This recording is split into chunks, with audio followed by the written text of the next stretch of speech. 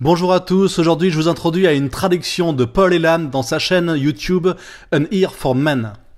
Paul Elam est l'un des plus grands leaders de l'étude des problèmes masculins et à mon sens mérite un prix Nobel pour la paix entre les sexes. Je vous encourage à lui faire les donations directement sur le site Maker Support ou Patreon. Dans la traduction, j'ai laissé en anglais certains termes. Quand je dis bully, ça se réfère aux petits gros qui vous harcèlent à l'école ou qui vous raquettent. J'ai aussi utilisé le verbe bullier qui signifie harceler, mais avec la dimension supplémentaire que l'adversaire est plus fort et moins intelligent. J'ai aussi laissé en anglais le terme MRA qui signifie défenseur des droits des hommes et qui ne peut pas être traduit par masculiniste parce que le terme a été galvaudé et les MRA sont bien plus favorables à la légalité. J'ai aussi laissé en anglais MGTOW qui est une philosophie d'indépendance pour les hommes. Je vous encourage à aller chercher sur internet si vous voulez comprendre plus de détails. MRA et MGTOW ne sont pas incompatibles, mais ce sont deux actions différentes. Donc voici la traduction de Paul Elam. Aujourd'hui, il nous parle de l'attentat à la voiture bélier de Toronto qui a tué 10 personnes. La police de Toronto a trouvé son suspect, mais il cherche encore un mobile. C'est ainsi que l'article de CNN, lien ci-dessous, a commencé sa couverture d'Alex Minassian, qui a apparemment volontairement foncé sur un trottoir et tué 10 personnes. Minassian a été écroué pour 10 charges de meurtre au premier degré. Déjà, les aficionados de la pilule rouge attendent plus d'informations sur le jeune homme de 25 ans, et ils se demandent s'il correspond au modèle de tellement de tueurs de masse, c'est-à-dire jeunes hommes dans la zone de l'autisme, souffrant d'absence paternelle et ayant une histoire de bullying. 4 facteurs qui ont tendance à être répétés dans les scénarios de tuerie de masse. C'était le cas pour les autres tireurs de masse comme Adam Lanza, Dylan Roof ou encore Nicholas Cruz. Mais évidemment, des informations comme ça ne trouvent pas leur chemin dans les journaux de fake news comme CNN, spécialement si ça entrave le clickbait ou l'agenda de gauche. Et pour construire leur clickbait, tout ce qu'ils avaient à faire était d'aller sur la page Facebook du tueur. Ici, je vous lis un passage de l'article. Les enquêteurs ont trouvé le compte Facebook dont ils pensent qu'ils appartenaient à Minassian, d'après l'analyste en délinquance Josh Campbell. Et on peut y lire un message posté lundi dernier « Gloire au gentleman suprême Elliot Rodger ». Campbell a dit que les investigateurs pensent que le post se réfère à l'homme qui a tué 6 personnes et blessé 14 autres dans un shooting en voiture bélier près du campus de l'université de Californie Santa Barbara en 2014. Rodger est apparemment mort plus tard d'une blessure auto-infligée au revolver. Les enquêteurs ont dit que Rodger était motivé pour son attaque par une grievance personnelle liée à son immersion dans la sous-culture d'idéologie extrémiste des MRA, en français les activistes pour les droits de l'homme, MRA, qui pensent que les femmes ne veulent pas de l'égalité des sexes et que la propagande féministe leur a lavé le cerveau. Fin de citation. C'est ce qu'ils ont écrit. Ils se rapportent aux co-signataires de l'article Michelle Cooper, Harley Young, Paul P. Murphy. On va commencer par déblayer le plus gros mensonge que ces journalistes ont dit. Aucun enquêteur n'a dit que Rodger était motivé par un grief personnel lié au MRA. Le trio des écrivains de fake news vient de mentir à propos de ça. Elliot Rodger n'était pas souscripteur à aucune chaîne YouTube de MRA ou de MGTOW. Il n'y a pas de preuve qu'il ait participé ou qu'il ait même visité un seul de nos forums, jamais. Rodger était un incel, involontairement célibataire.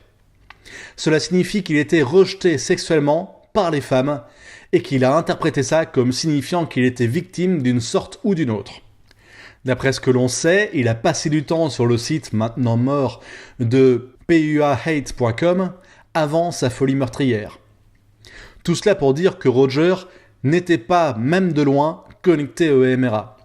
Il était, comme beaucoup d'autres tueurs, dans la zone de l'autisme et souffrait d'absence paternelle. Mais je ne pense pas que CNN veuille trop parler de ça.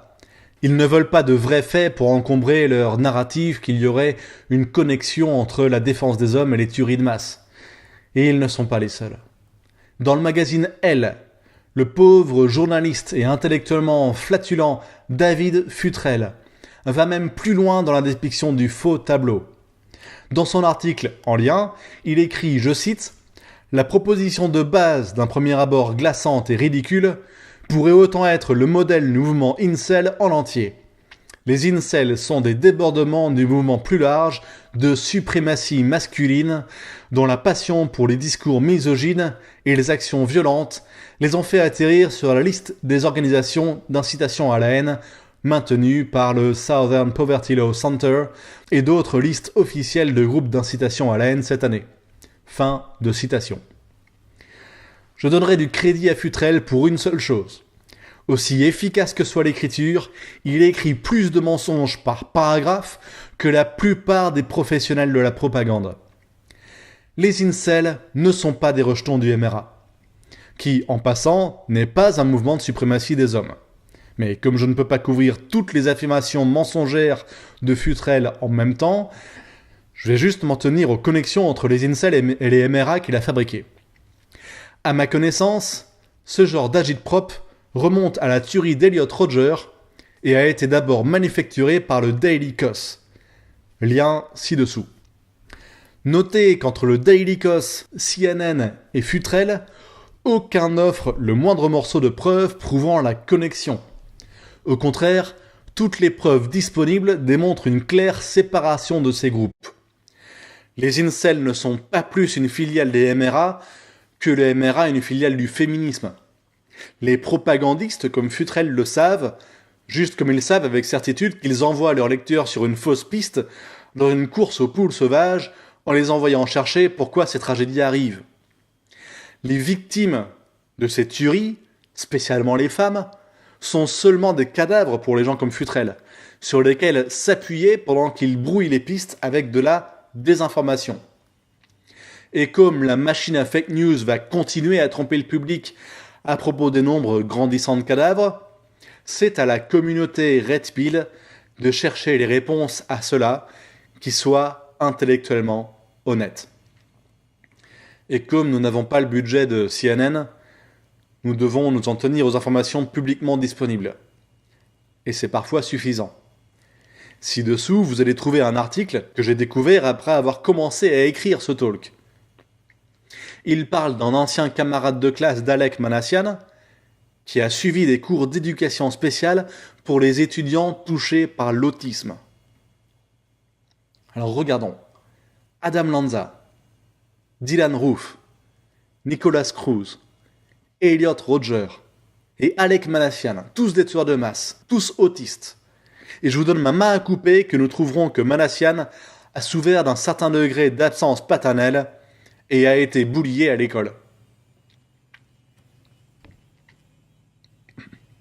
Et grâce aux hoax écrits par Futrell et d'autres journaux idéologistes comme CNN, la population générale ne le saura jamais. Et pire, David Futrell fait tout ce qu'il peut pour garantir plus d'abus, plus de jeunes autistes qui tuent les femmes, qu'il utilisera pour approfondir sa narrative. Ce n'est pas comme si lui-même allait payer le prix pour ses erreurs. Probablement la seule raison pour un incel d'écraser Futrell serait parce qu'un incel aurait peur de tomber en panne d'essence s'il le contournait. Mais je digresse. Plutôt que de s'attarder sur le porc le plus sale de la porcherie, je suggère que nous utilisions l'information en disposition pour spéculer d'une façon plus intelligente à propos de ce qui est effectivement en train d'arriver. Je m'aventurerais même à deviner que si le groupe d'hommes qui s'identifient aux incels pose un plus grand risque de violence que l'homme moyen, c'est peut-être parce que les incels sont nettement plus probablement dans la zone de l'autisme que l'homme moyen. Certainement, la carence de compétences sociales qui contribue à être sexuellement rejeté est un indicateur possible de l'autisme. Un autre indicateur possible de l'autisme est cette tendance à se voir comme victime d'injustice et à passer de la réjection sociale, qu'ils expérimentent régulièrement, et à la transformer en rage et en vengeance. Vous le savez, et je ne devrais pas avoir à le dire, il y a beaucoup d'hommes brillants dans cette zone de l'autisme qui se dispenseraient bien de se voir en victime. Je ne devrais pas non plus avoir à dire que mon point, quand j'amène l'autisme dans la discussion, n'est pas de créer des stéréotypes négatifs sur les gens potentiellement autistes. L'intention est de pointer un groupe qui pourrait trouver des avantages tangibles si nous les voyons de manière plus compatissante, et avec plus de priorité à s'informer qu'à juger. Mais nous devons entendre les faits ici. Il y a un nombre remarquable de tueurs de masse autistes. Et c'est quelque chose auquel les MRA sommes habitués à faire attention, parce que l'incidence de l'autisme augmente. Et je ne veux pas dire juste un peu. Sa croissance est incroyablement élevée et alarmante. Lien ci-dessous. Évidemment, il y a la question de ce que l'on peut faire. Que fait-on avec l'information qu'il y a une claire tendance pour les jeunes hommes tueurs de masse à être autistes, à avoir une histoire de rejection sociale, une absence de père et à être bulliés à l'école, qui pourrait se manifester sous la forme d'une revanche radicale? Eh bien, on pourrait l'utiliser pour créer une narrative de menace focalisée sur les MRA et les MGTOW. Au moins, ça va tenir les imbéciles occupés pendant un temps. Mais les gens qui peuvent penser ont besoin d'un niveau plus élevé d'information. Certains d'entre eux sont réellement ennuyés par ce qui arrive à ces victimes. Et oui, que peut-on faire pour travailler avec ces perpétrateurs potentiels pour aider à faire de la prévention contre ces incidents tragiques?